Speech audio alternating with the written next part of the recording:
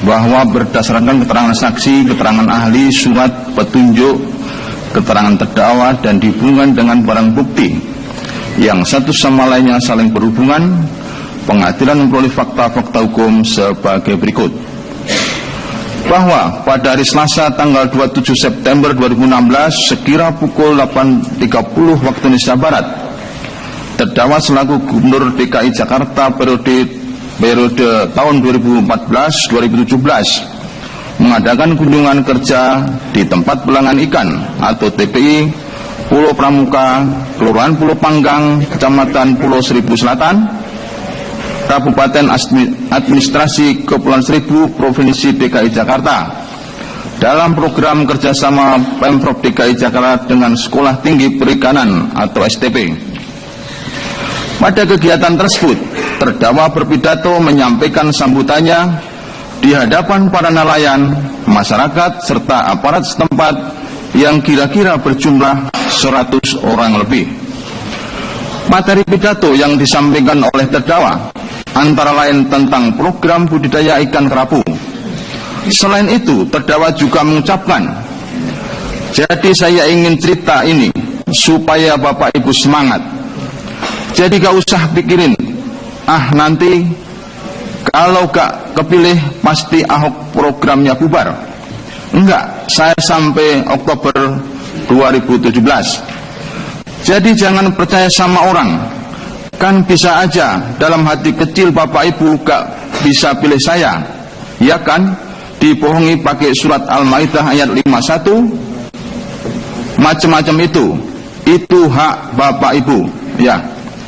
Jadi kalau Bapak Ibu perasaan gak bisa pilih nih karena saya takut masuk neraka, karena dibodohin gitu ya, gak apa-apa. Karena ini kan panggilan pribadi Bapak Ibu, program ini jalan saja. Jadi Bapak Ibu gak usah merasa gak enak. Dalam nuraninya gak bisa milih Ahok, gak suka sama Ahok nih, tapi programnya gua kalau terima gak enak dong. Jadi utang budi. Jangan Bapak Ibu punya perasaan gak enak nanti mati pelan-pelan loh karena stroke. Kena stroke mah. Bahwa kegiatan terdakwa tersebut telah diliput dan direkam oleh Diskominfomas Provinsi DKI Jakarta. Kemudian pada tanggal 28 September tahun 2016, Diskominfomas Provinsi DKI Jakarta mempublikasikan kegiatan terdakwa tersebut dengan cara mengunggah rekaman video kegiatan terdakwa tersebut dengan berdurasi 1 jam 48 menit ke akun YouTube Pemprov DKI Jakarta sehingga dapat diakses oleh masyarakat secara luas. Bahwa pada rekaman video tersebut sekira menit ke-24 sampai dengan menit ke-25 terdakwa mengucapkan kata-kata, "Jadi saya ingin cerita ini supaya Bapak Ibu semangat. Jadi gak usah pikiran, nanti kalau gak kepilih pasti Ahok programnya bubar. Enggak, saya sampai Oktober 2017. Jadi jangan percaya sama orang. Kan bisa aja dalam hati kecil Bapak Ibu gak bisa pilih saya, ya kan? Dibohongi pakai surat Al-Maidah 51 macam-macam itu hak Bapak Ibu, ya.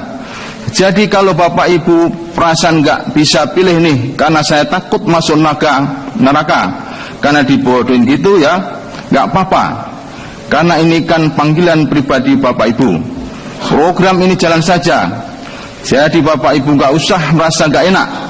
Dalam nuraninya gak bisa milih Ahok, gak suka sama Ahok nih, tapi programnya gua terima, gak enak dong, jadi utang budi. Jangan Bapak Ibu punya perasaan gak enak, nanti mati pelan-pelan loh, kena stroke." Bahwa berdasarkan berita acara pemeriksaan laboratoris kriminalistik barang bukti nomor lab 4138-FKF-2016, nomor lab 4182-FKF-2016, nomor lab 4233-FKF-2016 dari Baris Krim Polri Pusat Laboratorium Forensik tertanggal 22 November 2016 Disimpulkan, pada rentang-rentang frame-frame tersebut adalah bersifat wajar dan kontinu yang saling bersesuaian dengan momen di tiap-tiap frame. Dalam arti, pada rentang frame-frame tersebut tidak ditemukan adanya penyisipan maupun pemotongan frame. Bahwa pada tahun 2007 di Provinsi Bangka Belitung terdakwa bersama Dr. Eko Cahyon M.Eng mengikuti Pilkada Bangka Belitung sebagai calon gubernur dan calon wakil gubernur Provinsi Bangka Belitung. Pada masa kampanye, banyak anjuran terkait surat Al-Maidah 51, baik pada saat sholat Jumat maupun dengan media tulisan berupa selebaran-selebaran yang beredar, antara lain selebaran yang berjudul Peringatan untuk Umat Islam 18 Februari 2007 yang pada pokoknya berisi larangan memilih pemimpin yang tidak seagama atau seiman dengan mengacu pada Al-Quran surat Al-Maidah 51. Bahwa pada tanggal 18 Agustus 2008 terdakwa telah membuat sebuah buku yang berjudul Merubah Indonesia, The Story of Basuki Cahayapurnama.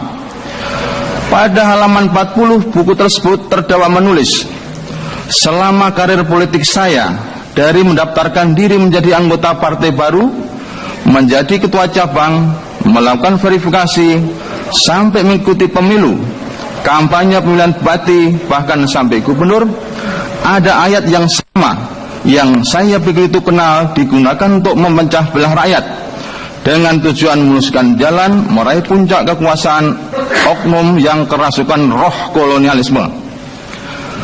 Ayat ini sengaja disebarkan oleh oknum-oknum elit karena tidak bisa bersaing dengan visi misi program dengan integritas pribadinya. Mereka berusaha berlindung di balik ayat yang suci itu agar rakyat dengan konsep seiman memilihnya. Dari oknum elit yang berlindung di bawah di balik ayat suci agama Islam, mereka menggunakan surat Al-Maidah 51. Isinya melarang rakyat menjadikan kaum Nasrani dan Yahudi menjadi pemimpin mereka, dengan tambahan jangan pernah memilih kafir menjadi pemimpin. Intinya, mereka mengajak agar memilih pemimpin dari kaum yang seiman. Padahal setelah saya tanyakan kepada teman-teman, ternyata ayat ini diturunkan pada saat adanya orang-orang Muslim yang ingin membunuh Nabi besar Muhammad dengan cara membuat koalisi dengan kelompok Nasrani dan Yahudi di tempat itu. Jadi jelas bukan dalam rangka memilih kepala pemerintahan, karena di NKRI kepala pemerintahan bukanlah kepala agama atau imam kepala. Bagaimana dengan oknum elit yang berlindung di balik ayat suci agama Kristen? Mereka menggunakan ayat di surat Galatia 6:210. Isinya, selama kita masih ada kesempatan, marilah kita berbuat baik kepada semua orang, tetapi terutama kepada kawan-kawan kita seiman. Bahwa pada tahun 2015 ketika melakukan briefing di Balai Kota Jakarta, terdakwa mengatakan tentang pembangunan suatu masjid dengan halaman yang luas dan dilengkapi suatu wifi. Karena saat itu teringat pernah ada demo yang menolak dipimpin oleh gubernur kafir, maka dengan maksud meledek para pendemo, terdakwa mengatakan akan memasang wifi dengan nama Al-Maidah 51 dan dengan password kafir. Bahwa pada tanggal 21 September 2016 terdakwa telah terdaftar sebagai bakal calon gubernur DKI Jakarta periode 2017-2022 berpasangan dengan Dr. Andes H. Jarod Saiful Hidayat MSI selaku bakal calon wakil gubernur DKI Jakarta di Komisi Pemilihan Umum Daerah atau KPUD DKI Jakarta. Bahwa pada tanggal 21 September 2016 di kantor DPP Nasdem, pada saat deklarasi pencalonan terdakwa sebagai calon gubernur DKI Jakarta periode 2017-2022, memberikan sambutan yang pada pokoknya antara lain terdakwa meminta lawan politiknya untuk tidak menggunakan surat Al-Maidah 51 dalam berkompetisi. Bahwa Al-Quran surat Al-Maidah ayat 51 mempunyai terjemahan, "Hai orang-orang yang beriman, janganlah kalian mengambil orang Yahudi dan Nasrani menjadi aulia kalian." Orang Yahudi dan Nasrani menjadi aulia kalian, sebagian mereka adalah kalian yang menjadikan mereka sebagai aulia, maka sesungguhnya orang itu termasuk golongan mereka. Sesungguhnya Allah tidak memberikan petunjuk kepada orang-orang yang zalim, di mana lafaz atau kata aulia dalam surat Al-Maidah ayat 51 tersebut memiliki makna lebih dari satu atau jamak. Kata aulia diterjemahkan sebagai wali, pemimpin, teman setia, orang yang dekat, orang kepercayaan, pelindung, penolong, dan pengurus. Bahwa pada tanggal 9 Oktober 2016, Majelis Ulama Indonesia atau MUI DKI Jakarta mengeluarkan surat teguran kepada terdakwa yang isinya: 1. Tidak melakukan perbuatan dan pernyataan atau komentar yang dapat meresahkan kehidupan masyarakat DKI Jakarta umumnya dan kaum muslimin khususnya. 2. Tidak masuk ke area perbincangan yang bukan menjadi kewenangan tugasnya, seperti pernyataan yang dikategorikan penghinaan dan hasutan, serta penyebaran kebencian di kalangan umat Islam khususnya dan warga DKI Jakarta umumnya. 3. Tidak lagi melakukan tindakan atau menyampaikan perkataan yang dianggap meremehkan umat Islam dan para ulamanya, seperti menyatakan bahwa umat Islam dibohongi dengan Al-Quran surat Al-Maidah ayat 51. Para ulama atau pendakwah telah menyampaikan apa yang digariskan oleh Al-Quran yang tafsirnya disepakati oleh mayoritas ulama, sehingga tidak dapat dipandang sebagai pembohongan atau pembodohan, serta bukan bentuk politisasi ayat, tetapi bagian dari tugas para ulama untuk menyampaikan kebenaran Al-Quran. 4. Menarik perkataannya yang menganggap bahwa musabaqah tilawatil Al-Quran atau MTQ sebagai pelecehan yang dilakukan umat Islam. 5.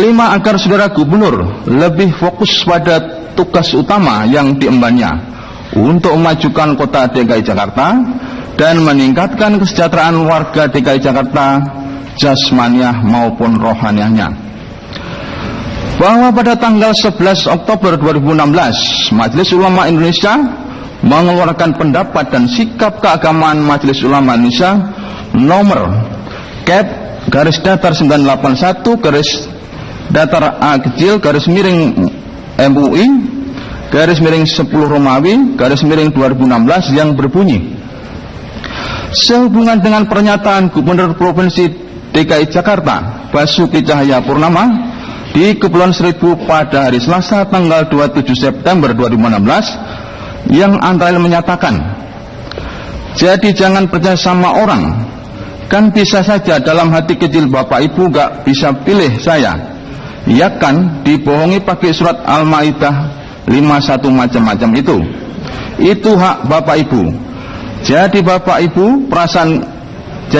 Ibu perasaan nggak bisa pilih nih, karena saya takut masuk neraka, dibodohin gitu ya, yang telah meresahkan masyarakat. Maka Majelis Ulama Indonesia setelah melakukan pengkajian menyampaikan sikap keagamaan sebagai berikut. 1. Al-Quran surat Al-Maidah ayat 51 secara eksplisit berupa atau berisi larangan menjadikan Yahudi dan Nasrani sebagai pemimpin. Ayat ini menjadi salah satu dalil larangan menjadikan non-muslim sebagai pemimpin. 2. Ulama wajib menyampaikan isi surat Al-Maidah ayat 51 kepada umat Islam bahwa memilih pemimpin muslim adalah wajib. 3. Setiap orang Islam wajib meyakini kebenaran isi surat Al-Maidah ayat 51 sebagai panduan dalam memilih pemimpin. 4. Menyatakan bahwa kandungan surat Al-Maidah ayat 51 yang berisi larangan menjadikan Yahudi dan Nasrani sebagai pemimpin adalah sebuah kebohongan, hukumnya haram dan termasuk penodaan terhadap Al-Quran. 5. Menyatakan bohong terhadap ulama yang menyampaikan dalil surat Al-Ma'idah ayat 51 tentang larangan menjadikan non-muslim sebagai pemimpin adalah penghinaan terhadap ulama dan umat Islam. Berdasarkan hal di atas, maka pernyataan Basuki Cahayapurnama dikategorikan 1. Menghina Al-Quran dan atau 2. Menghina ulama yang memiliki konsekuensi hukum. Untuk itu, Majelis Ulama Indonesia merekomendasikan 1. Pemerintah dan masyarakat wajib menjaga harmoni kehidupan beragama, bermasyarakat, berbangsa, dan bernegara. 2. Pemerintah wajib mencegah setiap penodaan dan penistaan Al-Quran dan agama Islam dengan tidak melakukan pembiaran atas perbuatan itu. 3. Aparat penegak hukum wajib menindak tegas setiap orang yang melakukan penodaan dan penistaan Al-Quran dan ajaran agama Islam serta penghinaan terhadap ulama dan umat Islam sesuai dengan peraturan perundang-undangan yang berlaku. 4. Aparat penegak hukum diminta proaktif melakukan penegakan hukum secara tegas, cepat, proporsional, dan profesional dengan memperhatikan rasa keadilan masyarakat agar masyarakat memiliki kepercayaan terhadap penegakan hukum. 5. Masyarakat diminta untuk tetap tenang dan tidak melakukan aksi main hakim sendiri serta menyerahkan penanganannya kepada aparat penegak hukum. Di samping tetap mengawasi aktivitas penistaan agama dan melaporkan kepada yang berwenang. Menimbang bahwa selanjutnya pengadilan akan mempertimbangkan apakah berdasarkan fakta-fakta hukum tersebut di atas, terdakwa dapat dinyatakan telah melakukan tindak pidana yang didakwan kepadanya. Menimbang bahwa terdakwa diajukan ke persidangan oleh penuntut umum dengan dakwaan yang disusul sebagai berikut. Pertama, melanggar pasal 156A huruf A KUHP, atau kedua, melanggar pasal 156 KUHP. Menimbang bahwa terdakwa telah didakwa oleh penuntut umum dengan dakwaan yang berbentuk alternatif, sehingga pengadilan dengan memperhatikan fakta-fakta hukum di atas memilih langsung dakwaan alternatif pertama sebagaimana diatur dalam pasal 156A huruf A KUHP yang rumusannya sebagai berikut. Dipidana dengan pidana penjara selama-lamanya 5 tahun barang siapa dengan sengaja di muka umum mengeluarkan perasaan atau melakukan perbuatan yang pada pokoknya bersifat permusuhan, penyalahgunaan atau penodaan terhadap suatu agama yang dianut di Indonesia. Menimbang bahwa dari rumusan tersebut, maka pasal 156A huruf A KUHP unsur-unsurnya adalah sebagai berikut. 1. Barang siapa. 2. Dengan sengaja. 3. Di muka umum mengeluarkan perasaan atau melakukan perbuatan yang pada pokoknya bersifat permusuhan, penyalahgunaan atau penodaan terhadap suatu agama yang dianut di Indonesia. Ayat 1. Unsur barang siapa. Menimbang bahwa tentang unsur yang ke-1, yaitu barang siapa, pengadilan mempertimbangkan sebagai berikut. Menimbang bahwa yang dimaksud barang siapa di sini adalah menunjuk kepada subjek hukum, yaitu subjek hukum yang menjadi arah atau tujuan dari surat dakwaan, atau subjek hukum yang didakwa telah melakukan suatu tindak pidana yang dalam hal ini bisa siapa saja termasuk terdakwa. Menimbang bahwa sebagaimana disebutkan dalam surat dakwaan penuntut umum bahwa subjek hukum yang menjadi arah dan tujuan dari surat dakwaan atau subjek hukum yang didakwa telah melakukan tindak pidana dalam perkara ini adalah orang yang bernama Insinyur Basuki Cahayapurnama alias Ahok dengan identitas lengkap sebagaimana disebutkan dalam surat dakwaan. Menimbang bahwa dari hasil pemeriksaan di persidangan ternyata identitas dari orang yang diajukan sebagai terdakwa ke persidangan, yaitu Insinyur Basuki Cahayapurnama alias Ahok, identitasnya cocok dan sesuai dengan identitas yang disebutkan dalam surat dakwaan penuntut umum. Dengan demikian, maka telah terbukti bahwa subjek hukum yang dimaksud dalam surat dakwaan dan didakwa telah melakukan tindak pidana dalam perkara ini adalah benar terdakwa Insinyur Basuki Cahayapurnama alias Ahok yang telah dihadapkan ke persidangan. Menimbang bahwa berdasarkan pertimbangan tersebut, pengadilan berpendapat bahwa unsur yang ke-1, yaitu barang siapa, telah terpenuhi. Sedangkan untuk perbuatan material yang didakwakan akan dipertimbangkan dalam pertimbangan unsur-unsur berikutnya. Menimbang bahwa selanjutnya sebelum mempertimbangkan unsur yang kedua, terlebih dahulu akan dipertimbangkan unsur yang ketiga, dan apabila unsur yang ketiga telah terpenuhi, baru akan dipertimbangkan unsur yang kedua.